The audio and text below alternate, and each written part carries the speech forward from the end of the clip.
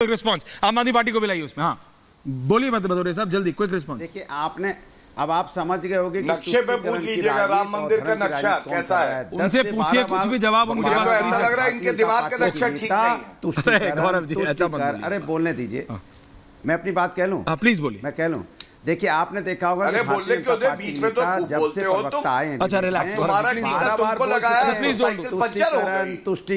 तुष्टिकरण तो इनके दिमाग में बैठा हुआ है। ये बताओ ना, नक्शा ठीक नहीं है, में बैठा हुआ है। इतनी हिम्मत है तुम्हारी, बोलो मस्जिद का नक्शा ठीक नहीं है। राम गोपाल यादव से आके बताओ हमारे लिए क्या किया। तो तुष्टिकरण ये बताओ, क्या बोला जरा जिहाद झूठ भारतीय जनता पार्टी का काम है। जिहाद क्या होता है ये देश की जनता पूछ रही है, बताओ। अभी तो बहुत ज्ञान दे रहे थे। वोट जिहाद क्या है ये बताओ। जनता पूछ रही है कि बताओ आपने यहाँ पे दूध 35 रुपए से 70 रुपए लीटर क्यों हो गया। जनता पूछ रही है कि 60 रुपए से 100 रुपए कैसे हो गया। जनता पूछ रही है कि बताइए कि आप एमएसपी की गारंटी आपने किसानों क्यों नहीं दी। जनता पूछ रही है किसानों की जो मौतें हो गई थी उनका मंगलसूत्र उनका सिंदूर कैसे उजड़ गया। जनता पूछ रही है कि एक एक करके प्लीज पर तोला मिलता था 28,000 पर तोला, आज 83,000 पर तोला कैसे हो गया। जनता पूछ रही है क्यों कर रहा है। जनता पूछ रही है कि यहाँ पे युवा परेशान क्यों है, छात्रों का पर्चा लीक क्यों हो रहा है। जनता पूछ रही है कि जनता हमें रोजगार कब मिलेगा। आपने रोजगार का गौरव जी आपने पूछा, आप जवाब ले रहे हैं। नहीं तो वो 30 सेकंड सबके लेते रहेंगे। कोई बात नहीं कर रहा है। जो पूछ रही है ये तो अनुराग दादा please, okay please, thank you. आम आदमी पार्टी का इस पे क्या व्यू? घुस बैठिया। अरे भैया आम आदमी घुस बैठिया।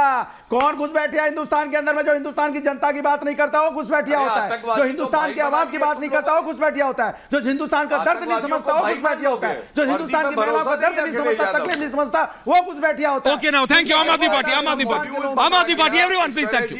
अरे भैया सबको मौका देना। भदौरिया साहब, Gaurav ji please, Bhadauria ji please. ये जी बोल के ही तो पता नहीं मेरे को किसी दिन पार्ले जी खाना पड़ेगा। सर बोलिए। अरे मैं तो अरे रिलैक्स ऐसा मनोज जी आप में बता रहा हूँ इतना जी मैं बोलिए। देखिए अभी बीजेपी प्रवक्ता को बहुत ध्यान से सुन रहा था मैं, और बहुत हैरानी होती है ये देखकर कि ये उस पार्टी के प्रवक्ता हैं जो 10 साल से सत्ता में है, पूर्ण बहुमत, एब्सोल्यूट। जनता ने जिताया तभी तो है ना। बिल्कुल जनता ने 2014 में जिताया। इन्होंने एक विजन दिया था देश को। उसके बाद 2019 में इन्होंने कहा कि 70 साल के गड्ढे हैं, हमें भरने में समय लगेगा, एक मौका और दे दीजिए। 2019 में जनता फिर इनकी बातों में आ गई, जिता दिया। 2019 में कहते थे 2022 में हम ये कर देंगे, हम रेवोल्यूशन ले आएंगे, 2 करोड़ नौकरियां देंगे, हम हर सर पे छत दे देंगे, हम किसानों की आय दुगना कर देंगे, हम प्रधानमंत्री आवास योजना के तहत जो है हर 2022 में इन्होंने 2022 की बात करना छोड़ दिया। 2023 में, 2024 में, अब 2047 की बात करने लग गए। कोई विजन नहीं है इनके पास, केवल और केवल डेविएट करते हैं ये हर मुद्दे से। हर एक मुद्दे से देश को डेविएट करने का काम कर रहे हैं आज इनके प्रवक्ता। आज इन्होंने शुरुआत करी 1 नेशन 1 इलेक्शन से। जब इनको देखा कि जनता नहीं पकड़ रही है इस मुद्दे को, अगले मुद्दे पे चले गए। स्पेशल सेशन तो अपने मैनिफेस्टो में डाल दिया। महिला आरक्षण के नाम पे धोखा दिया इन्होंने। उसके बाद इन्होंने मुख्यमंत्री जी को जेल में डाल दिया। हर मुद्दे पर ये कोशिश करते हैं कि हम मास्टर स्ट्रोक कहलाएंगे, लेकिन वो फिसड्डी स्ट्रोक निकल रहा है इनका। जनता हर मुद्दे पे विरोध कर रही है इनका। तो फिर इस हिसाब से तो आपके हिसाब से नहीं तो फिर no so let me just get Aam Aadmi party on record. तो इसके हिसाब से तो आप कह रहे हैं कि अभी जो 3 चरण हुए हैं उसमें विपक्ष बहुत अच्छा कर रहा है, राइट?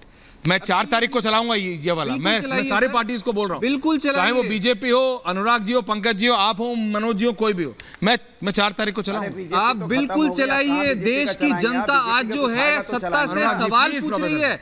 देश की जनता सत्ता से सवाल पूछ रही है और सत्ता के पास जवाब नहीं है। ये ऑन रिकॉर्ड लीजिए। अभय जी ये ऑन रिकॉर्ड लीजिए कि हमारे देश बिल्कुल है। अभय कुमार पटना से जुड़ रहे हैं। हमारे देश के डेवलपमेंट पे जवाब देने को इनके पास ना 10 साल में क्या किया ये जवाब देने को है, केवल और केवल घुमा रहे। Okay Nivan, thank you very much. Abhay ji आपका क्या व्यू पॉइंट? देखिए अभी जो रिपोर्ट आया है उस पर अगर विपक्ष सवाल उठा रहा है कि बीजेपी सरकार ने अभी यह रिपोर्ट जारी क्यों की, तो उनका अधिकार है और वो बिल्कुल उठा सकते हैं, लेकिन हमको सब कुछ बैलेंस में देखना पड़ेगा। और मेरा पहला तो सवाल यह है कि अगर हम सभी पार्टी के कामकाज को देखें तो कांग्रेस पार्टी से मैं कांग्रेस पार्टी से शुरू करता हूं। हाँ। तो देखिए, मैं एक एग्जांपल के साथ शुरू करना चाहता हूं कि बरपेटा असम की एक लोकसभा सीट है। हाँ। और उस सीट से 1967 के बाद से कांग्रेस पार्टी ने 2019 तक केवल और केवल मुस्लिम प्रत्याशी उतारे थे। वहां 1967 और 71 में फखरुद्दीन अली अहमद जी वहां, हाँ सर, फखरुद्दीन अली अहमद जी, हाँ, लेकिन हमारे राष्ट्रपति वहां पर डिलिमिटेशन हुआ और सीट के जी सुनिए, बिल्कुल उस सीट का डिलिमिटेशन हुआ है और वहां पर मुस्लिम वोटों का थोड़ा परम्यूटेशन कॉम्बिनेशन में थोड़ा बदल गया है। और इस बार कांग्रेस पार्टी ने अपने सिटिंग एमपी अब्दुल खालिक का टिकट काट करके दीप बायर को दिया है। और अब्दुल खालिक जी पिछला चुनाव 1,40,000 वोट से जीते थे और मैं बताऊं कि उन्होंने पार्टी से मतलब ये कर दिया, पार्टी से उन्होंने किनारा कर लिया। हाँ। तो कहने का अर्थ है कि आप यहाँ बरपेटा लोकसभा सीट बताने के लिए काफी है कि मतलब कैसे मतलब माइनॉरिटी पोलराइजेशन किया जाता है, माइनॉरिटी का बेनिफिट उठाया जाता है। मैं आपको 2002 के अगर गुजरात असेंबली पोल की तरफ ले चलूं तो गुजरात में 182 सीट है और 2002 के असेंबली पोल में कांग्रेस पार्टी ने 4 मुस्लिमों को टिकट दिया था। अब आप समझ सकते हैं क्यों दिया था। अगर हम उसके बाद की अगर बात करें तो हम लोग के पास कई कैसे उदाहरण है। अगर हम देख लें कि अगर जैसे कि मतलब जहां माइनॉरिटी कम संख्या में ज्यादा संख्या में कैसे उसका मिसयूज किया जाता है और कैसे किया जाता है। और मैं एक बात और, अभी गौरव भाटिया जी यहाँ केरल वाले सीट की चर्चा कर रहे थे, गौरव जी को भी राहुल गांधी जब 2019 में केरल से चुनाव लड़ने गया वायनाड से, तो IUML ने कांग्रेस पार्टी से रामनाथपुरम सीट है तमिलनाडु की उसने ले लिया था।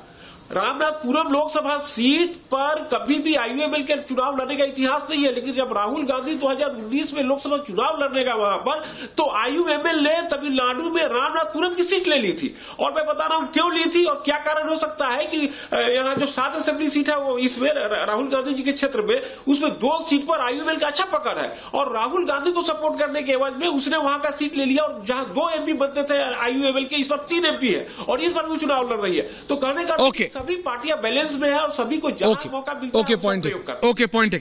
ताला रशीदी एंड मुमताज आलम रिजवी। ताला साहब जवाब नहीं, अनुराग जी आ रहा हूं, आप बोल चुके हैं, लोग बोले नहीं अभी तक। ताला साहब, ताला जी, आप वरिष्ठ लॉयर भी हैं, लखनऊ से जुड़े हुए हैं, आपका क्या व्यू पॉइंट है विपक्ष वाला कि ये इलेक्शन को? जी, मैं 35 मिनट तक सबको सुनता रहा।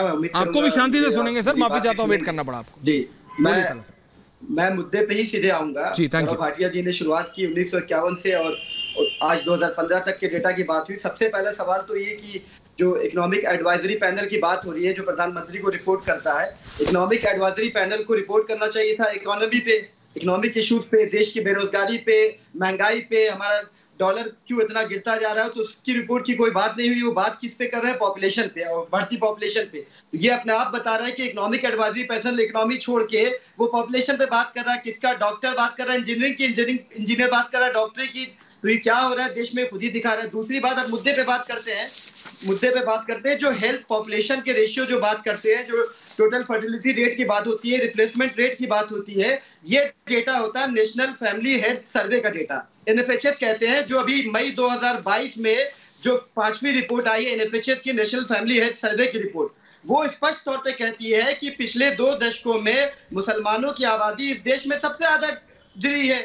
जो फर्टिलिटी रेट है मुसलमानों का, उसमें गौरव जी आ रहा हूं। गौरव जी बीच में मत बोलिए, मैं आपके बीच में नहीं बोला, बोलने दीजिए, बात पूरी करने दीजिए, 35 मिनट तक सुनता रहा हूं। तो सबसे ज्यादा डिक्लाइन मुसलमानों की उसमें आया है। जो देश का एवरेज फर्टिलिटी रेट है वो आज की तारीख में 2022 की रिपोर्ट में वो 2.0 का है। जो हमारा रिप्लेसमेंट रेट है वो होना चाहिए 2.1। तो जो एवरेज, जो देश का टारगेट था कि हमें ये TFR रेट पाना है, टोटल फर्टिलिटी रेट, वो 2.1 का था। हम उससे नीचे चले गए 2.0 पे।